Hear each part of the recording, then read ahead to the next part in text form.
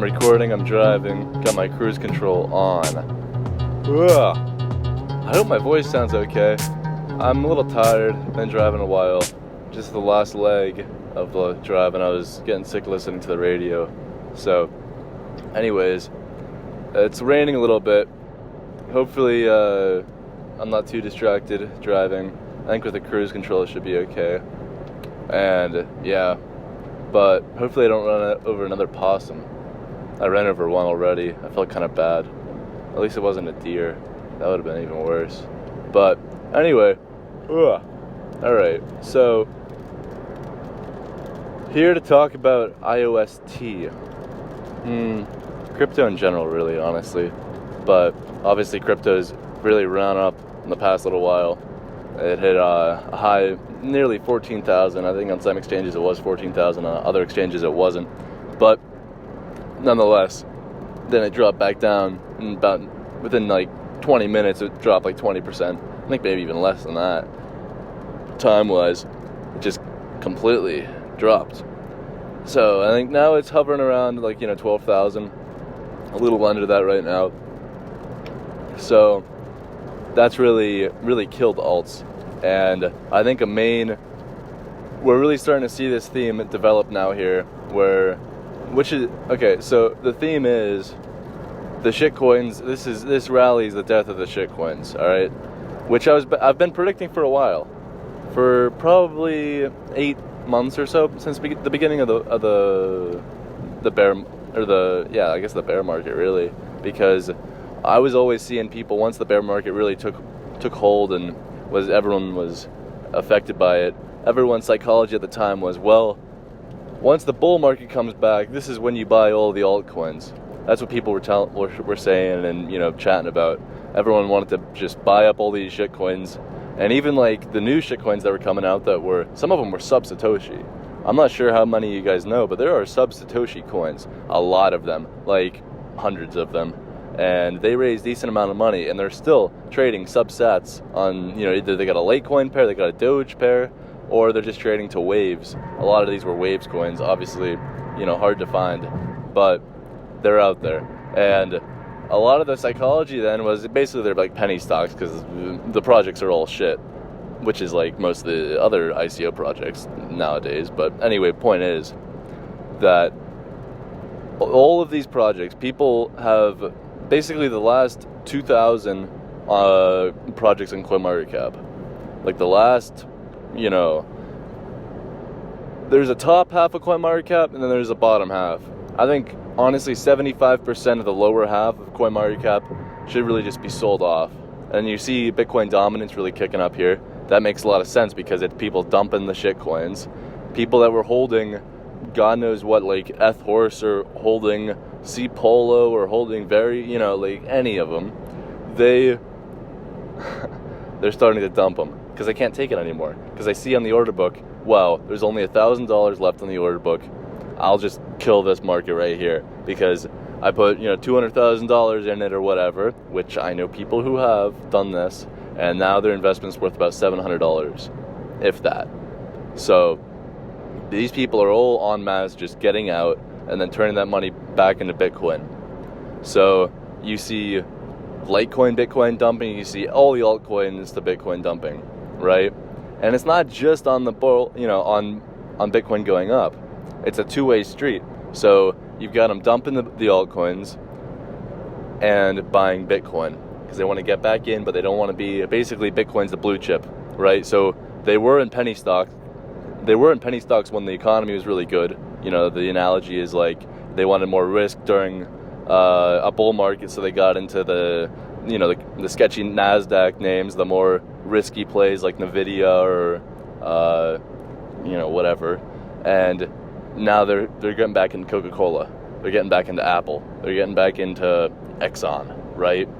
So that's what Bitcoin is. Bitcoin's a tried and true. Now, Ethereum is not really seeing that much of a pump. It's seeing some, but compared to the Bitcoin rally, it's really not, because Ethereum at this point has failed to prove its utility. It really has. It's had a lot more years than EOS or anything else has, but it still failed to prove any use case other than CryptoKitties that ends up just breaking the system. And until Vitalik and his guys can actually figure out a way to transition smoothly from proof of work to proof of stake in a way that is equitable and doesn't cause mass panic, and that actually allows for a decentralized global computing system to manifest, you're not going to see Ethereum really challenge Bitcoin like it did back in 2017. It still boggles my mind that people actually thought that Ethereum was going to flip Bitcoin, the market cap was. Just, it's craziness. Honestly, like something like Monero has more of a chance than that, just because Monero's got more fundamental things going for it.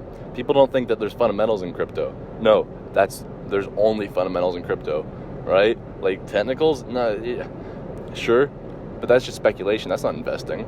It's speculation. That's speculation. Here's a basic gist of what technical analysis is. It's a visual. That's a cop. All right. I hope he doesn't think I'm talking on the phone, because I'm not. Well, I am, but I'm all right. Well, he didn't pull out because I got my guy set at 79. Oh shit! I think his lights turned on. No, I think I'm good. He would have got me now. Oh, Jesus Christ! I really don't want to get a speeding ticket. Anyways, So the technical analysis of anything that trades is just basically it's how you view price action, right? What is price action? Price action is a visual representation of supply demand, because at supply and demand, that's where the price is, and that thing changes. Demand can change a lot, and that's really the main driver for change in any price. People think that Apple's going to do really well, so there's a lot more demand for it on the buy side or on the sell side, because they think they're going to fail or whatever. That's all technical analysis is, and all those things are rooted and based in fundamental analysis at the very core of it. Obviously, there's some people who are just looking at it at the chart, and they don't really realize that they're really reading the fundamental analysis portrayed onto a chart, because that's what it is. And that's why you get, support levels and all that. Obviously, there's speculators that just speculate and, paint candles on shitcoins that don't have any fundamental analysis to do, because their fundamental analysis says zero, meaning zero is the correct price to pay for any of these shitcoins, like, something like Ripple. Again, guys, Ripple, they're literally paying MoneyGram like what, 30 million, 60 million, millions of dollars for what? For them to experiment with using their platform. They are paying somebody to use their product. They're literally paying customers to try to use it, or to even think about using it. Now, how crazy is that? All right, they got a little pump. The main guy in Ripple is selling the creator of Ripple is selling all of his Ripple. He can't sell it fast enough. He tried selling it, then the Ripple Foundation sued him because they said, no, this is going to kill us. Please don't do this, because then we're all going to go to jail for issuing security, because all the investors that get fucked by this guy selling are going to, do a class action lawsuit against them. That's what's happening. So Ripple's a shit show. That's all they have, is just the guys trying to pump it. Because why? Because price-wise, you can get a lot of them. Now, this is the idiotic psychology of a lot of crypto investors. They think, if I buy something... taking a step back. Investors that get in to Bitcoin now, crypto investors who are already in or whatever, they look and they say, man, am I envious of the guys that got into Bitcoin when it was under $1. Man, am I envious of the guys that got into Bitcoin at $100. Man, am I envious of the guys that got in under 1,000, under 3,000, under 5,000. Geez, under 10,000 now. People are envious of those guys, right? So they're looking for the next big thing. They want another Bitcoin. So what are they going to look at? They're going to look at things that have some sort of story behind them, that they think that they can, paint a mental picture of, oh, wow, this could be big. Oh, just like the penny stock psychology. And then they say, well, hey, I can buy 5 million of these shares because they're trading at, a penny each. In Ripple's case, you can get a couple 100,000 of them trading at trading at less than $1. Oh, if it goes to $1, well then I got $100,000. Wow, that's crazy. Oh, I can get into Verge, which is literally the biggest shitcoin ever. But hey, I can get hundreds of thousands of Verge. I can get millions of these sub-Satoshi gems, and if they ever hit a Satoshi, well man, I'll be rich. But when does that ever happen? It doesn't, because they're literally shit. And the only people buying it, the only buy support, is people that are fooled into believing that there will be a greater fool down the road that they can then sell it to. That is not an investment. That is a scam, basically. It's the greater fool theory. It's ridiculous. Anyways, that's besides the point. The main point is that fundamental analysis is the only analysis that's worth anything and that will ever make anybody money in cryptocurrency. Okay? Sure, there's luck, but that's not actually analysis. That's just gambling. So we're not going to count that. But, there's a little, what was that? Looked like a dog cat. That was strange. Anyways, I really hope I don't run over. I'm in upstate New York going up to the Thousand Islands. Anyways, what was I saying? Yeah, so we want to wrap this all back into IOST because I'm sponsored by IOST Toronto. I set up his node, which, by the way, if you ever need a node set up for IOST, you're going to need about 8 million IOST at this point to have a full serving node that creates blocks and everything. But those block rewards are very large, and it's pretty profitable. I think of any other, any other master node type setup where you have a node. Of course, serving nodes and master nodes are different, but it's an easy way to think about it because you need a set amount to actually have it and make blocks, right? There are voters involved, but that's besides the point. So return-wise, if you're going to be putting any money into any sort of master node coin that makes more coins, IOST is the way to go. IOST just had a big partnership with some. I did not read the article. I just saw the headline. It looks like a hype piece to me. I would not buy off of it, but they're partnering with some gaming company to put about 100 different games on IOST. Now I'm still waiting for them to fully implement. There's another one of these things. That's like a little. It looked like a baby kangaroo, if I have to be honest, like a ferret or something. That was very. I do not know what those things are. Anyways, IOST. I'm still waiting for them to fully implement Berminal onto IOST. I want to see that. I want to see that app, which has, I think it's like over 100,000 monthly active users or something like that. They've got a lot of monthly actives and a lot of downloads. I mean, I use it. Well, I look at the headlines. I don't really open the app too much. But point is, I want to see them implement that because that's the real kicker. You want to actually see things that are actually useful built on it. And IOST is able to actually support those networks, which is why I'd say that's a big fundamental driver for it. Now you could get into something like Tron, or you could get into something like EOS, but here's the thing with that. EOS, when you're buying EOS, you're basically buying a share of Bitfinex and Huobi stock, if I have to be brutally honest. And then you're betting, and then you're also tying yourself down to an ecosystem that's currently being developed by people that are basically in their own echo chamber. All right, people that are developing on EOS right now, I don't think, from my perspective, that they are doing anything that is actually beneficial and useful for the community. I'm seeing them develop things that they think are cool, or they think that might impress their other geeky friends. Now here's the big thing. They want to do voice. They paid how many millions? Like 300 million or something to, I think it was that much. Maybe it was just like 30 million, but it was millions and millions of dollars, tens of millions minimum for a domain name, for voice.com that wants to compete with Facebook. Okay, sure. And I can't even figure out how to, if I have a difficulty making a scatter wallet, and I've been into cryptocurrency since 2012, I've built mining pools, I've built, set up IOST serving nodes. No, that's not another one of those animals. Run, mining rigs, ATM companies, all this stuff. If I can't figure out, or if it's difficult for me, if it takes me like a decent amount of time to figure out how to set up a damn scatter wallet and to even get an account on EOS, when I was in on the ICO, then I don't think my grandma's gonna be using voice.com. She's just not, okay? Especially when Facebook has Libra. There's absolutely no business direction in the EOS community that I can see.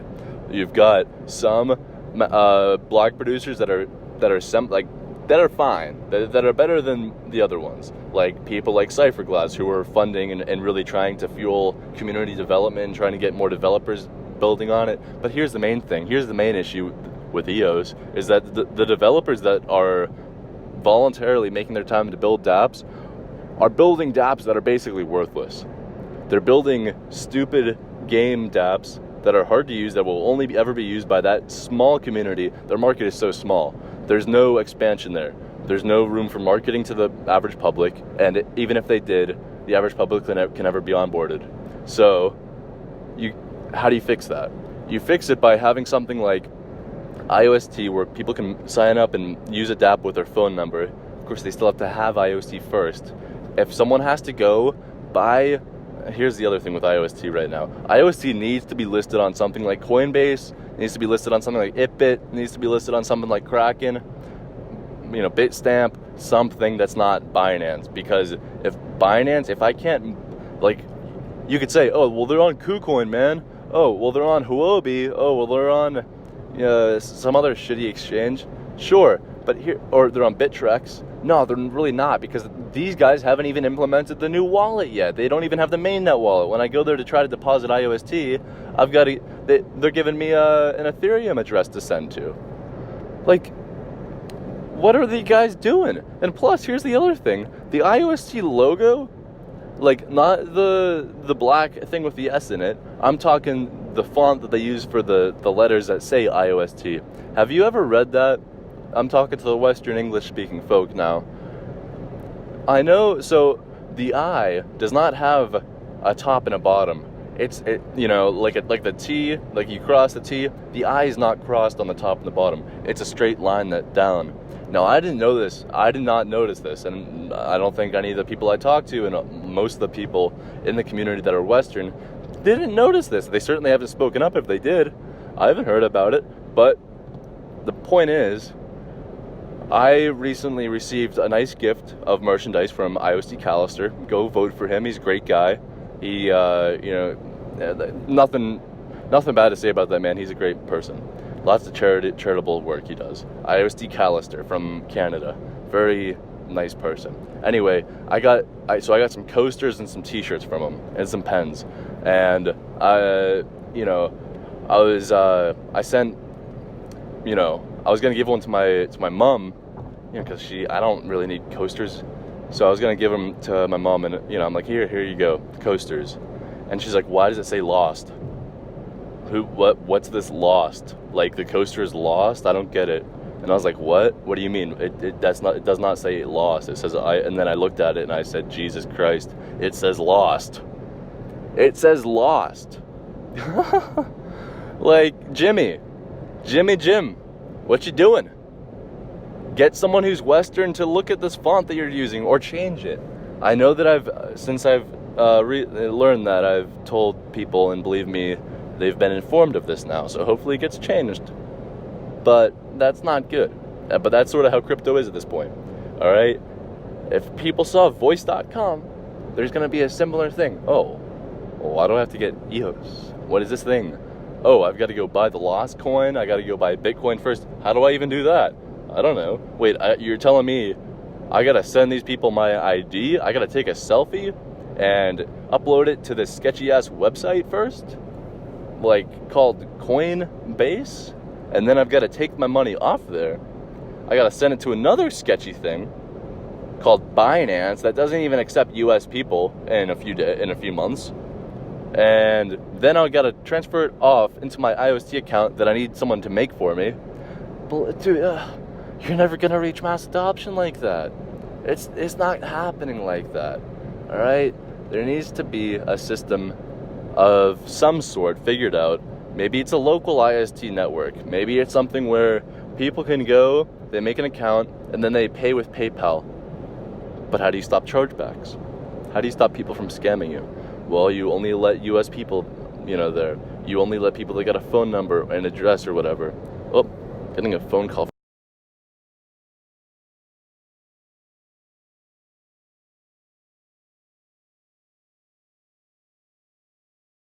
But I hope you guys like it. Let me know what you thought. Let me know what my little ramblings did to your mind, if they were solid or not. This is a very cool bridge. Thousand Islands, New York. Basically the border, well, it is the border of US and Canada. So maybe I'll meet IOST Callister. I'll see him over in another island and I'll say, hey IOST Callister, what's up? Yeah. Or IOST Toronto. Vote for IOST Toronto if you want. IOST Toronto gives away the full voter rewards that they would receive, so really you're doubling your rewards. Also, IOST Toronto was tier 3 last time, looking to get tier 2 or tier 1. I think we're gonna make it because we've done some pretty good content and we've also grown the community a lot. So I'm excited. Voting for IOST Toronto is basically like you know, especially like right now. Obviously, like see like what happens with the quarterly rewards and the tiers and everything. Definitely look at that. But hey, if you want to get double your voting rewards and a good yield, why not? I mean, hey, right now IOST Toronto is the best people to vote for in this group, because if you're voting for the smaller guys, especially guys that are geared up to get a higher tier, then you're really solid. Like the rewards with 20% back, or full voter reward back, so you're doubling it every day. So you're getting double the rewards you would get from voting for someone like BitBoy or someone else. That's my GPS or my Waze or whatever it's called. So if you voted for BitBoy, you get half of what you would get from voting for IOST Toronto. Of course, that does not include what you might get from voting for like if BitBoy gets tier 1 and we got tier 2, well then I think they'll kind of cancel it out a little bit. But BitBoy also has more voters, so those tier rewards would be split among a lot more people, not you. But if you're a big boy, like I think you are, yeah, turn right on Island Road, then voting for IOST Toronto would make a lot more sense. Who are these people? Why are there a bunch of things saying vote for these people? I didn't even know people lived here. I guess they do. I wonder who owns... Anyway, sorry. Yeah, I gotta turn this GPS off. Okay. That's all. Peace out.